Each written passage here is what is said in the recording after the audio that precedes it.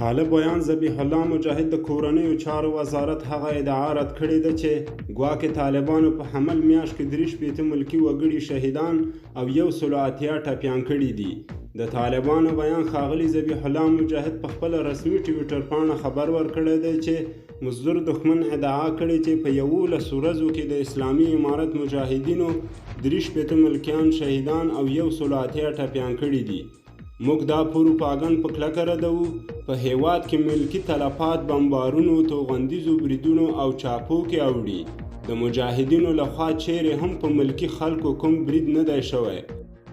دا په داسې حال کې ده چې په دې وروستیو کې د دولت لخوا په ملکي وګړو بېرحمانه چاپې، بمبار او بېګناه افغانان په شهادت رسوي او بیا پړی په طالبانو اچوي.